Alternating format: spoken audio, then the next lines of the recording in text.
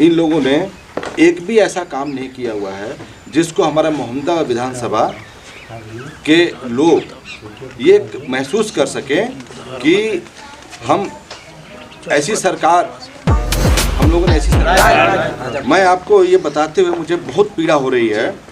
देखिए, मैंने भी यहाँ से अपनी बेसिक शिक्षा करने के बाद से हायर शिक्षा लेने के लिए मुझे मजबूरी में बाहर जाना पड़ा, अपने प्रदेश से बाहर।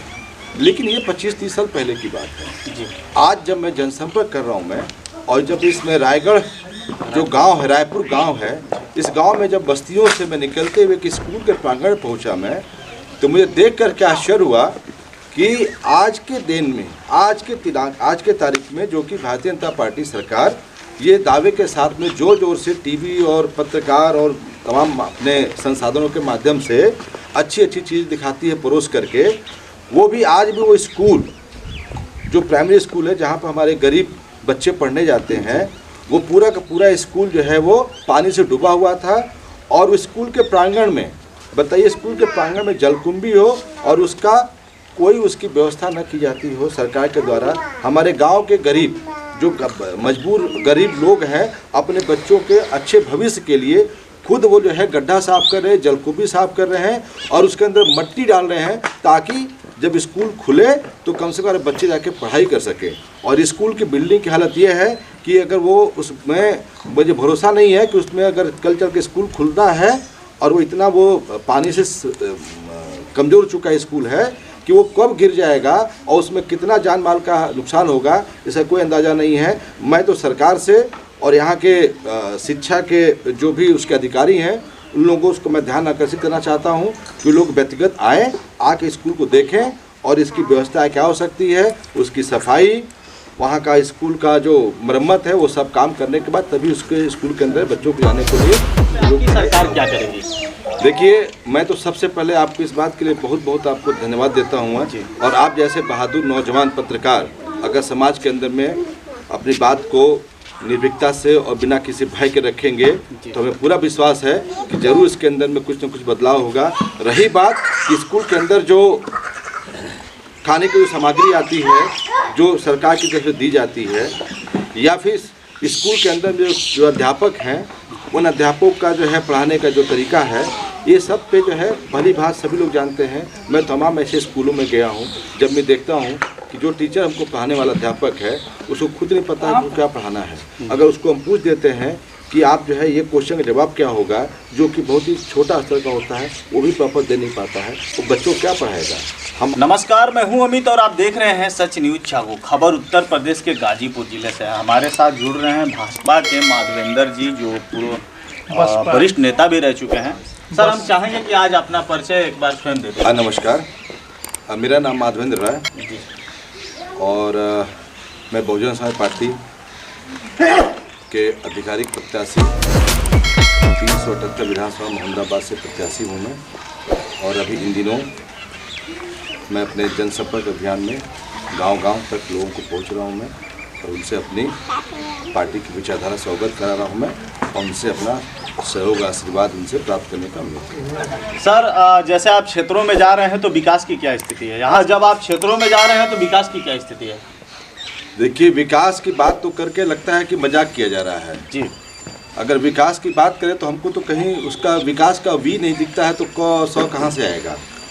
जिन जिन मैं गाँव में जा रहा हूँ या जिन जिन मैं सड़कों पर जाता हूँ, जो भी सड़कें या जो भी गाँव की गलियाँ हैं, या जो भी आप यूँ कह लीजिए कि जो वहाँ के शिक्षा की व्यवस्था है, जो वहाँ के अस्पताल की व्यवस्था है, जो किसानों की बदहाली है, ये सब देख के तो ऐसा लगता है कि हम 21वीं सदी नहीं, हम अभी भी 18वीं सदी में जी रहे हैं। हालात इतनी बदतर हो चुकी यहाँ की है। यहाँ पर जो वर्तमान विधायक हैं या जो पूर्व विधायक रहे हैं, इन लोगों ने एक भी ऐसा काम नहीं किया हुआ है जिसको हमारा मोहम्मदाबाद विधानसभा के लोग ये महसूस कर सकें कि हम ऐसी सरकार, हम लोगों ने ऐसी सरकार बनाया है जिससे हमको रोजगार, जिससे हमको हमारी मौलिक सुविधाएं, जो मूलभूत सुविधाएं होती हैं, वो मिली हैं। ऐसा कहीं से कुछ भी नहीं दिखता है। सर एक बात बताइए, अभी जन संबोधन कर रहे थे, जनता को समझा रहे थे, तो अभी उसमें एक बात आई, विद्या के मंदिर में कहीं जलकुंभी भी है और विद्या के मंदिर में ऐसी स्थिति रहेगी तो बच्चों का क्या होगा? सर हम चाहेंगे कि इस पे लोगों को, यहाँ के जो जिम्मेदार अधिकारी हैं उनको थोड़ा सा बता दीजिए। ये गांव कौन सा अपने? मैं आपको ये बताते हुए मुझे बहुत पीड़ा हो रही है। देखिए, मैंने भी यहाँ से अपनी बेसिक शिक्षा करने के बाद से हायर शिक्षा लेने के लिए मुझे मजबूरी में बाहर जाना पड़ा, अपने प्रदेश से बाहर। लेकिन ये 25-30 साल पहले की बात है।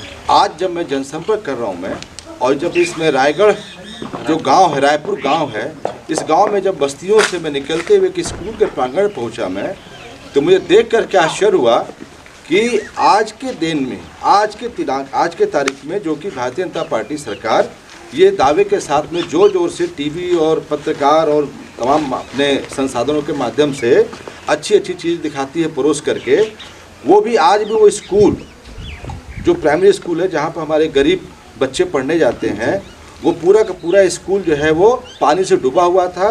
और स्कूल के प्रांगण में, बताइए, स्कूल के प्रांगण में जलकुंभी हो और उसका कोई उसकी व्यवस्था न की जाती हो सरकार के द्वारा। हमारे गांव के गरीब जो मजबूर गरीब लोग हैं, अपने बच्चों के अच्छे भविष्य के लिए खुद वो जो है गड्ढा साफ कर रहे हैं, जलकुंभी साफ कर रहे हैं और उसके अंदर मट्टी डाल रहे हैं, ताकि जब स्कूल खुले तो कम से कम बच्चे जाके पढ़ाई कर सकें। और स्कूल की बिल्डिंग की हालत ये है कि अगर वो उसमें, मुझे भरोसा नहीं है कि उसमें अगर कल चल के स्कूल खुलता है और वो इतना वो पानी से कमज़ोर चुका स्कूल है कि वो कब गिर जाएगा और उसमें कितना जान माल का नुकसान होगा, इसका कोई अंदाज़ा नहीं है। मैं तो सरकार से और यहाँ के शिक्षा के जो भी उसके अधिकारी हैं, उन लोगों को उसको मैं ध्यान आकर्षित करना चाहता हूँ कि लोग व्यक्तिगत आएँ, आके स्कूल को देखें और इसकी व्यवस्था क्या हो सकती है, उसकी सफाई, वहाँ का स्कूल का जो मरम्मत है, वो सब काम करने के बाद तभी उसके स्कूल के अंदर बच्चों को जाने के लिए लोग जो है अलाउ किया जाए। सर एक क्वेश्चन और होगा, आए दिन विद्या के मंदिर में पहुंचने के बाद कभी टीचर समय से नहीं आ रहे हैं तो अपने जगहों पे कोई अदर टीचर को भेजा जा रहा है जो बच्चों की खाने की सामग्री होती है। मैं कई स्कूलों में गया और मुआयना किया, वीडियो भी बनाया, किसी से डरा भी नहीं, मुझे ब्लैकमेल भी किया गया, लेकिन किसी से डरने की ज़रूरत नहीं है। आगे स्कूलों पे आपकी सरकार क्या करेगी? देखिए, मैं तो सबसे पहले आपको इस बात के लिए बहुत बहुत आपको धन्यवाद देता हूँ। और आप जैसे बहादुर नौजवान पत्रकार अगर समाज के अंदर में अपनी बात को निर्भीकता से और बिना किसी भय के रखेंगे तो हमें पूरा विश्वास है कि जरूर इसके अंदर में कुछ न कुछ बदलाव होगा। रही बात कि स्कूल के अंदर जो खाने की जो सामग्री आती है, जो सरकार की तरफ से दी जाती है, या फिर स्कूल के अंदर जो अध्यापक हैं, उन अध्यापकों का जो है पढ़ाने का जो तरीका है, ये सब पे जो है भली भांति सभी लोग जानते हैं। मैं तमाम ऐसे स्कूलों में गया हूँ, जब मैं देखता हूँ कि जो टीचर हमको पढ़ाने वाला अध्यापक है उसको खुद नहीं पता है कि क्या पढ़ाना है। अगर उसको हम पूछ देते हैं कि आप जो है ये क्वेश्चन का जवाब क्या होगा, जो कि बहुत ही छोटा स्तर का होता है, वो भी प्रॉपर दे नहीं पाता है, वो बच्चों को क्या पढ़ाएगा। हमारे स्कूलों के अंदर में ऐसे अध्यापक हैं जिनको, मुझे लगता है कुछ ऐसे अध्यापक हैं जिनको सही में ज़रूरत है कि वो अच्छी शिक्षा बच्चों को दें, अगर अच्छा भविष्य बनाना है हमारे बच्चों का। तो सर आए दिन देखा जाए तो नरेंद्र दास दामोदर मोदी जी देश के प्रधानमंत्री भी हैं, उन्होंने बार बार कहा है कि मैं भारत को डिजिटल इंडिया बनाऊंगा। देखा जाए तो विज्ञापन पे बहुत ज़्यादा पैसे खर्च किए जा रहे हैं, इस पे आपका क्या विचार है? देखिए, उनका जो सोच है कि डिजिटल इंडिया बनाया जाए वो स्वागत के योग्य है जी, लेकिन स्वागत योग्य तब होना चाहिए, पहले सुविधाएं तो दें, वो पहले हमको शिक्षित तो करें, बच्चों को पढ़ाएं। तो डिजिटल बच्चे पढ़ेंगे कैसे? उनको पढ़ने की जानकारी तो होनी चाहिए, स्कूल तो चाहिए, किताब कापी चाहिए, उसका कोई यहाँ पर कोई व्यवस्था ही नहीं है। और आप बोलो कि डिजिटल बना देंगे, पहले आप मौलिक सुविधा को आप मजबूत करिए, अच्छी शिक्षा की व्यवस्था करिए, अच्छे जो है रोजगार दीजिए गार्जियंस को, ताकि बच्चों को वो सारी सुविधाएं दे सके वो, तब तो हम डिजिटल की बात करेंगे। हम आपके पास में कुछ व्यक्ति, कुछ अमीरों के पास में अगर ये सारी व्यवस्थाएं हैं, उसी से तो हमारा देश नहीं ना उसे डिजिटल हो जाएगा। सर कांग्रेस पार्टी का दावा है कि यदि उनकी सरकार बनती है तो महिलाओं को यात्रा फ्री होगा, और भी तमाम प्रकार की योजनाएं हैं जो मैं पूरा नहीं बता पाऊंगा। आपकी सरकार महिलाओं के लिए व्यक्तिगत क्या करेगी? देखिए, ऐसा है कि कांग्रेस पार्टी वो लोग उनकी कथनी और करनी बहुत फर्क होता है। उनको पता है कि उनको चुनाव जीतना नहीं है, उनकी सरकार बननी नहीं है, इसलिए झूठ मूठ के वादे, झूठ मूठ के जो है अफवाहें फैला करके भ्रमित करने का उनका जो विचारधारा है वो जा चुकी है। इसीलिए जो है कांग्रेस का कहीं नामो निशान नहीं इस प्रदेश के अंदर में है। इसलिए उनकी हम क्या बात करेंगे हम कि वो क्या चाहती हैं। रही बात हमारी सरकार का कि हमारी सरकार महिलाओं के लिए क्या सोचती है। हमारी सरकार ने, जब हमारी सरकार थी तो जो हमारे घर में बच्चियां जब जन्म लेती थीं, लक्ष्मी आती थीं, तो उनके भविष्य के लिए, उनके भविष्य को मजबूत करने के लिए हमारी सरकार ने ऐसा एक योजना बनाया जिससे कि जब बच्ची हमारे 18 साल की होती है तो उसको 1.25 लाख रुपया मिलता है, ताकि उसका भविष्य में जो है अपनी पढ़ाई, अपने बाकी का जो उसको अपने काम करने हैं वो कर सके। इस तरह की तमाम योजनाएं की हैं, आगे भी ऐसी तमाम योजनाएं रहेंगी तो किया जाएगा। सर क्या लगता है 2022 में बहन मायावती जी सरकार बना पाएंगी? 100% बना पाएंगे नहीं। बहुजन समाज पार्टी की 10 मार्च की जब गिनती होगी उसी दिन जो है आपको दिख जाएगा। आप सारे पत्रकार महोदय, आप सब लोगों को मेरी तरफ से जो है इन्विटेशन है आपको कि आप लोग आइए, और बहुजन समाज पार्टी की सरकार 10 तारीख को निश्चित हो जाएगी और आप सब लोग जो है एक अच्छी सरकार, एक अच्छा सुशासन वाली सरकार आपको मिलेगी, जिसको आप लोगों ने 2012 में भी आप लोग देख चुके हैं। जिंदाबाद जिंदाबाद जिंदाबाद जिंदाबाद जिंदाबाद जिंदाबाद। हमारा विधायक कैसा हो, हमारा विधायक कैसा हो, माधवेंद्र राय जैसा हो। आपने सुना यहाँ की जनता चाहती है, उनको विधायक के रूप में देखना चाहती है। बहुत अच्छा लग रहा है। और हमारे बीच में जिला अध्यक्ष जी भी हैं, पूर्व जिला अध्यक्ष जी भी हैं। और सर एक और क्वेश्चन आपसे कर लेते हैं, यदि आने वाले समय 2022 में आपकी सरकार बनती है तो फिल्म जगत के लिए आपकी सरकार क्या करेगी? देखिए, फिल्म जगत के लिए हमारी सरकार के पास में जरूर योजनाएं हैं, ताकि यहाँ पर एक लखनऊ के पास में ही जगह को देख करके वहाँ पे करने अच्छे इंडस्ट्री को डेवलप किया जाए, क्योंकि ये भी एक इंडस्ट्री के रूप में दिखा जाता है, जिससे हमारे यहाँ के जो लोकल, जो हमारे क्षेत्रीय कलाकार हैं, उनकी कला को जो है और निखारा जाए और उनका भविष्य और अच्छा बने, जिससे हम लोगों का भी जो प्रदेश का एक सांस्कृतिक योगदान अच्छा रहे। जी जी। हमारे बीच पूर्व जिला अध्यक्ष जी भी हैं, इनसे भी हम चर्चा कर लेते हैं। आखिर क्षेत्र में घूमने के बाद आपको क्या क्या कमियाँ दिखी? सर सबसे पहले तो हमारे चैनल में आपका बहुत बहुत स्वागत है। बहुत बहुत धन्यवाद। मैं गुलाब राम, पूर्व जिला अध्यक्ष बसपा गाजीपुर। सर हम जानना चाहेंगे कि अभी आप क्षेत्र में मुआयना कर रहे हैं, क्या क्या कमियाँ दिखी? हमारे क्षेत्र में कमियाँ तमाम पड़ी हुई हैं। इसके पर जो पूर्व विधायक रहे हैं वो और वर्तमान विधायिका जी हैं वो, इन्होंने कोई इस तरह का काम नहीं किया है, कंस्ट्रक्शन काम, जिससे यह कहा जाए कि मोहम्मदाबाद विकास की तरफ है। यह बहुत ही पिछड़ा नहीं, अति पिछड़ा क्षेत्र है मोहम्मदाबाद, और किसी तरह का विकास नहीं हुआ है। हमारे क्षेत्र में कमियां तो हमारे क्षेत्र में सब पहले तो सड़कें इतना उबड़ खाबड़ हैं कि चलना बड़ा मुश्किल है। और शिक्षा का जो क्षेत्र है, हमारे यहाँ जो प्राइमरी स्कूल हैं, हर प्राइमरी स्कूल कहीं भी कोई ठीक से बना हुआ नहीं है। जो सरकार जो योजनाएं जो कह रही है कि नहीं, हमने बहुत खर्चा किया, लेकिन हम लोग भी आए थे, राजापुर का एक पार्ट है रायपुर में हम लोग जब घूम रहे थे, देख रहे थे, तो वहाँ पर जो स्कूल प्राइमरी स्कूल बना हुआ है, प्राइमरी स्कूल में हम लोग देखे जलकुंभी लगा हुआ है। और मुझे लगता है कि जलकुंभी जिस तरह का हम लोग अगल बगल से देख रहे थे, कम से कम वह करियाई भर, जैसे कहते हैं ना, कम से कम 3 फुट पानी और जलकुंभी दिखाई दे रहा था। तो मुझे लगता है कि आज यह स्थिति है, तो बरसात के दिनों में तो यहाँ जो गरीब के बच्चे आते हैं पढ़ने के लिए, वो पढ़ने आ भी नहीं पाते हैं। सर एक छोटा सा क्वेश्चन होगा, यदि विद्या के मंदिर की हालात ऐसी रहेगी तो आम जगहों का क्या हाल होगा?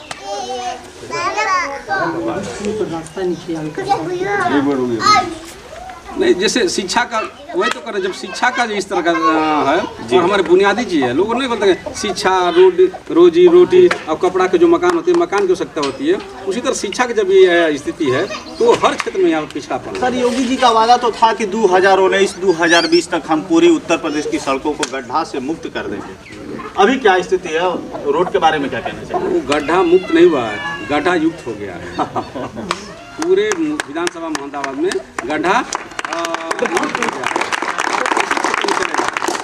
चाहे हमारे ये जो एरिया है इधर बांगर कहते हैं, करेल में भी आप चले जाएंगे, उधर जिधर भी आप चले जाएंगे, आप चले जाइए मुर्गी में, मुर्गी पास जाएंगे आप पानी लगा हुआ है, ठेगुना पर लगा पानी है, आप चले जाएंगे सोनाड़ी में उस तरह का लगा हुआ है, आप उधर करेल में चले जाएंगे, हर जगह रोड एकदम जिले की जितनी भी सड़कें हैं। सर एक और क्वेश्चन होगा। योगी जी तो ये भी कह रहे हैं कि आवारा पशु अगर गौ आश्रय से बाहर होंगे तो मैं कार्रवाई करूंगा, और हिंदू धर्म के रीति रिवाज से गाय को गौ माता भी कहते हैं, इस पे आपका क्या संदेश है?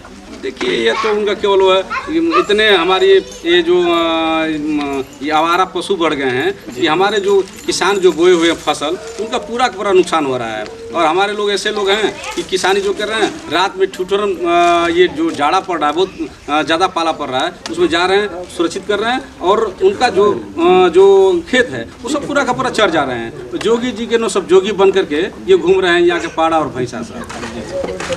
आए दिन घटनाएं हो रही हैं, और कहीं गौ माता उधर पड़ी हैं तो कहीं गौ माता उधर पड़ी हैं, और फेसबुक पे, ट्विटर पे, इंस्टाग्राम पे लोग फोटो खिंचवा के लोग डाल रहे हैं। पता ना लोगों की मानसिकता क्या हो गई है। और ऐसे भी गौ आश्रय को मैं खुद स्वयं हॉस्पिटल लेके गया हूँ, उसका वीडियो भी मैंने आप लोगों को दिखाया। और दोस्तों बहुत अच्छा लगा सर, आपसे मिलकर बहुत अच्छा लगा, और आशा करता हूँ कि 2022 में आप लोगों की सरकार भी बनेगी। देखा जाए तो आए दिन जो भी अंडरपास जो बना है रेलवे लाइन के नीचे सर, देखा जाए तो उसमें इतना पानी है कि लोग डर के मारे तो उसमें जाते ही नहीं। हम लोग भी अभी वैसे ही आए, इस पे हम चाहेंगे कि दो विचार कर दीजिए। देखिए साहब, ये तकनीकी मामला है। ये अंडरपास जब बनता है तो उस अंडरपास को बनाने से पहले उसके अंदर ड्रेनेज की व्यवस्था की जाती है। जो भी पानी आती है उसको ड्रेन आउट करना चाहिए। मैं भी उस रास्ते से गुजरा हूँ, सौभाग्य मिला मुझे आज है। उस सौभाग्य मेरा दुर्भाग्य भी है कि ऐसे जो है हमको उससे जाना पड़ रहा मुझे है। वहाँ पर जो इस विभाग का जो उसका निर्माण किया है, उसको निर्माण करने से पहले उसको वहाँ पर ड्रेनेज का व्यवस्था, पानी को बहाव का व्यवस्था करना चाहिए था।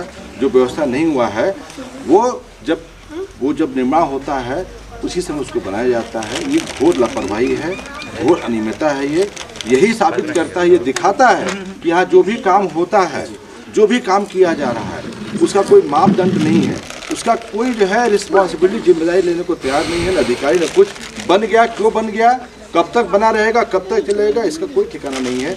इसके ऊपर में जांच होनी चाहिए, और जो भी जिम्मेदार व्यक्ति है उसके ऊपर तुरंत चाहिए कि उसको सस्पेंड करके वहाँ पर तुरंत उसका ड्रेन की व्यवस्था करना चाहिए। ये हमारी जनसंपर्क के दौरान आपको क्या लगा, जनता क्या चाहती है, जनता की राय क्या है? देखिए, जनता क्या चाहती है, जनता तो यही चाहती है कि सरकार ऐसी आए जो उसकी किसान को पानी मिले, किसान को खाद मिले, किसान को उसका अनाज का उसका मूल्य मिले। उसको किसान ये चाहता है, नौजवान ये चाहता है उसको अच्छी शिक्षा मिले, पढ़ा हुआ जो नौजवान चाहता है उसको अच्छी रोजगार मिले, सब लोग चाहते हैं। और भयमुक्त जो है समाज मिले, भाईचारा का माहौल मिले, झूठी सरकार ना हो, गरीबी सरकार ना हो, यही लोग चाहते हैं। हमारे गांव के जो बड़े भोले लोग हैं, इनको ज़्यादा कुछ नहीं चाहिए, इनको अमीर नहीं बनना है, इनको मुकेश अंबानी नहीं बनना है, लेकिन इनकी जो मूलभूत सुविधाएं हैं, जो उनकी ज़रूरतें हैं, उतना तो सरकार ख्याल रखे। एक हाथ से दे 5 रुपये और दूसरे हाथ से 50 पर ले, ऐसी सरकार नहीं चाहिए हमारी जनता को। सर, यदि मान लीजिए इस क्षेत्र से आप विधायक बन जाते हैं तो जन समस्याओं को आप कैसे देखेंगे? मेरी पहली प्राथमिकता है, और मैं आप सब लोगों के सामने और आपके चैनल के माध्यम से बताना चाहता हूँ कि अगर मुझे यहाँ से जो आशीर्वाद मिलता है और मुझे इस क्षेत्र का अगर प्रतिनिधि करने का मुझे सौभाग्य मिलता है, तो मैं आप लोगों के सामने ये मैं वचन देता हूँ और आप लोगों के साथ में कहता हूँ कि इस पूरे के पूरे विधानसभा का जो है मैं चतुर्मुख विकास करूँगा मैं, और जो कि 5 साल में आप लोगों को दिखेगा कि हमने क्या किया हुआ है सारी चीज़ों पर, चाहे वो किसान का मैटर हो, चाहे बिजली का मैटर हो, शिक्षा का मैटर हो, स्वास्थ्य का मैटर हो। हमने देखा है स्वास्थ्य को लेकर के, यहाँ पर हमारा मोहम्मदाबाद तहसील है, जहाँ पर एक अस्पताल तो बना हुआ है, लेकिन अस्पताल के अंदर डॉक्टर भी सिर्फ वो झोला छाप जैसे डॉक्टर दिखते हैं, जिनको कोई जिम्मेदारी नहीं है। अगर कोई मरीज आता है तो मरीज के साथ में उनका जो व्यवहार है वो एक मरीज और डॉक्टर नहीं रहता है। वो सोचते हैं कि ये मुझे सरदर्द आ गया है, इसको कैसे भी यहाँ से पास आउट कर दूँ मैं, उसको मैं रेफ़र कर देते हैं गाजीपुर, उसको रेफ़र कर देते हैं बनारस, लखनऊ। आप बताइए कि हमारा जो गरीब भाई है उसके पास इतनी तो वो आर्थिक स्थिति नहीं है मजबूत, कि वो जो है आया है, उसको छोटा सा बुखार हुआ है और आपके पास जानकारी है नहीं, दवाई है नहीं, आप बोले चल जाओ बनारस। ये यहाँ की बदतर हालत यहाँ की है। अस्पताल की हालत इतनी दयनीय है कि यहाँ पर लोग, कितने लोगों की जान जाती है सिर्फ इसलिए कि उनको सुविधा नहीं मिल पा रही है। ऐसी तमाम बातें। सर, आपसे मिलके एक बात इतनी अच्छी लगी कि क्या बताऊं, स्वास्थ्य पे आपने चर्चा किया। स्वास्थ्य के बारे में हम लोगों को भी पूर्ण जानकारी है। हमारे आंखों के सामने कई मरीज रेफर कर दिए गए। चूँकि मोहम्मदाबाद के डॉक्टर साहब लोग चाहें तो इलाज कर सकते थे। आए दिन इस तरह की घटनाएं देखी जा रही है। जो भी यहाँ के जिम्मेदार अधिकारी हैं इस मामले को संज्ञान में लें और उचित कार्रवाई करें। मैं आपके चैनल को बहुत बहुत जो है धन्यवाद देता हूँ मैं, और इस चैनल को मैं शुभकामनाएं देता हूँ मैं। और आप जैसे निर्भीक पत्रकार जो सच न्यूज़ जागो के नाम से आप जो चैनल चला रहे हैं, आप लोग सही बधाई के पात्र हैं। और आप ऐसे निर्भीकता से जनता की क्षेत्र की समस्याओं को लोगों के सामने, अधिकारियों के सामने आप रखिए, जिससे कि आपके माध्यम से ही कुछ तो लोग जगे। आपका नाम भी जागो रखा आपने, न्यूज़ जागो, आप सबको जगाइए, अधिकारियों को जगाइए। हमारी बहुत शुभकामनाएं। Thank you sir, thank you sir. देखा जाए तो कुछ पार्टियां गठबंधन कर रही हैं, क्या बहुजन पार्टी भी गठबंधन करेगी क्या?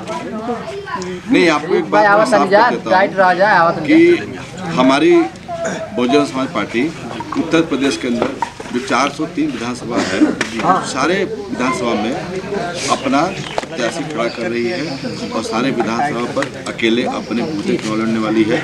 हमारा समझौता, हमारा गठबंधन तो सबके साथ में है।